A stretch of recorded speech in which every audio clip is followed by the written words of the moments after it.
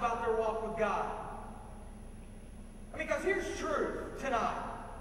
Some of you will walk into your high schools and middle schools tomorrow, and the bottom line is, you know, none of your friends know that you love Jesus Christ. None of them. They don't know it because your actions don't demonstrate it. They just don't. And you come here, but you come here and you let everyone here think that you're a Christian. You let them think that you love Jesus. You let them think that you're on fire for Jesus. Because here you can't be broken because of your sin. Because here everyone has an expectation of you. Here in church, you have to be so-and-so's son or so-and-so's daughter. You have a reputation here. Reputation killed most Christians.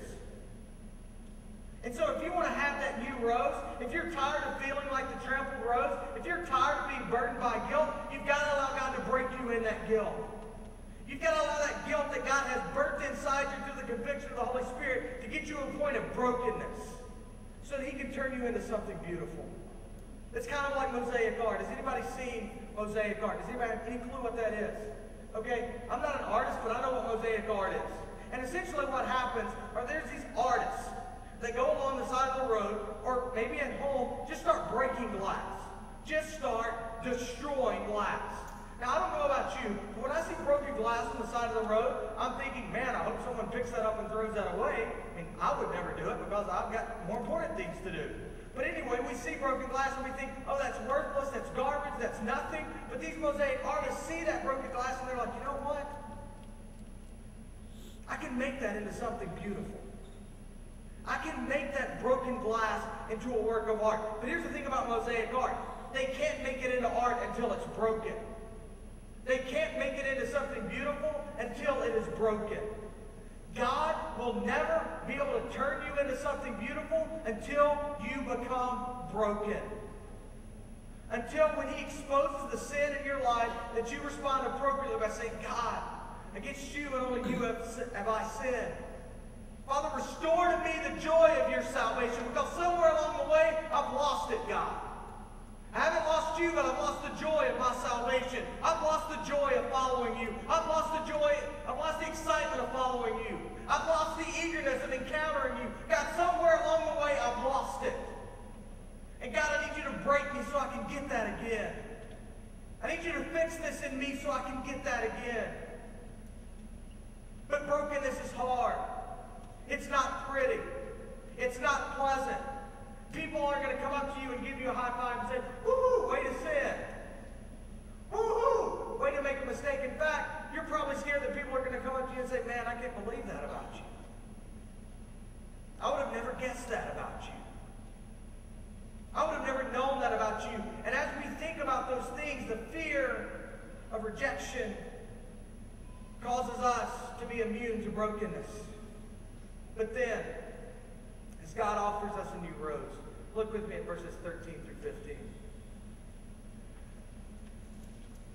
Once you've restored to me the joy of your salvation, David essentially says, then I will teach transgressors your ways, and sinners will return to you.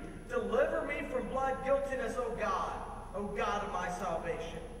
And my tongue will sing aloud of your righteousness. O Lord, open my lips, and my mouth will declare your praise.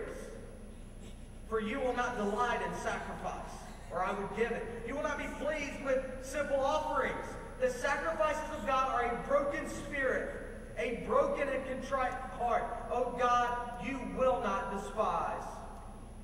See, David says, hey God, if you give me this new rose, or when you give me this new rose, I'm going to do something with it. You see, when God offers you this new rose, it's now time for you to do something with it. David says, I will sing aloud your praise. I will declare with my mouth your righteousness. But he says, again, but to get there, I've got to be broken. Because ultimately what he's saying is to us tonight, hey, what you're doing right here, you know what? That's not enough. Your sacrifice of coming up to the church for a couple hours on a Wednesday night, you know what? That's not what I delight in. That's not what I'm looking for. I appreciate that, and it's good that you set aside some time to spend with me, but what I really want is a broken and contrite spirit.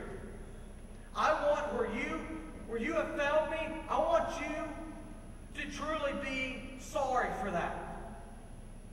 I want you to desire restoration in me. I will not despise your brokenness. I will not look down on your brokenness. I will not judge your brokenness. I will see your brokenness as something beautiful. Because somewhere along the way, I don't know who it was, it's probably a well-intending Christian, has trained us that God doesn't want us to be vulnerable. That God doesn't want us to be broken. That brokenness just demonstrates weakness, and we can't be weak, we're supposed to be strong. Here's the thing for you and I tonight. We can't truly experience all God has for us until we become weak. Because you can try really hard, but ultimately you're going to fail. And it's going to be difficult. And you're not going to know why. You're not going to have answers. You're going to go back to the drawing board. You're going to say, if I can do this, and this, but the bottom line is, for God to really take you to another level, you've got to become weak. You've got to become broken. You have to recognize that when you fell, that God wants to do something greater in your life. And so what I want us to do now, these next few minutes, Corey, if you would, just come on up. We're going to have a time of response. And it's going to be twofold tonight. And if parents are waiting, I'll just say in advance, I'm sorry. But there's some things that we need to address before we leave this room tonight. And the first one is this. Some of you tonight has struck a chord with you completely. You are that person that has put the walls up and never allowed God to just break you. You haven't. And some of you are even thinking right now, you know what? I'm not going to let God break me right here. I can't. I'm just going to be strong. I'm going to dig in my heels. I'm going to be stubborn because I can't expose my weakness to these people. I can't expose my weakness to my friends. I just can't. So as loudly as God is speaking to me right now, I'm going to continue to close my ears. And right now God is saying, just stop it. Just stop. Enough is enough. You haven't experienced the joy of my salvation. You don't really know me. You don't really love me right now because you're blocking me out. I keep trying to get in, but you won't let me because you won't let me break you. And I know breaking you is going to hurt. I know it's going to hurt you for a little while, but I need to break you to make you beautiful. I need you to hurt for a little while so I can turn you into that beautiful thing. And so tonight, you need to be broken. You need God to break you so you can know the joy of His salvation. You need to quit playing the church games. You need to quit going through the motions. Because as David put it, oh Lord, what you desire is a broken and a contrite spirit. God, you won't despise that. In fact, you'll love that. So what I want you to do now, just for this aspect of our time of response, just want you to bow your heads and close your eyes. You know what? If you can't do that, here's the thing. You just need to go because this is just respect for those around you. Adults, students, band members, everybody. Even media, just close your eyes.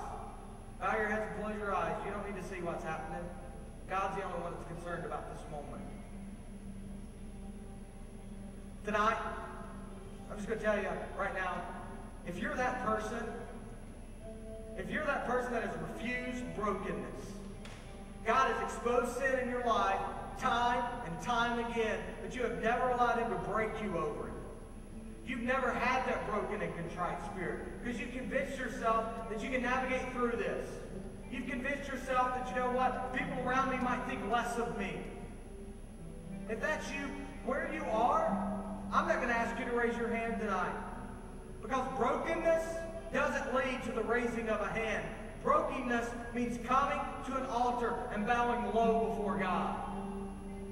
So if that's you, nobody's looking around.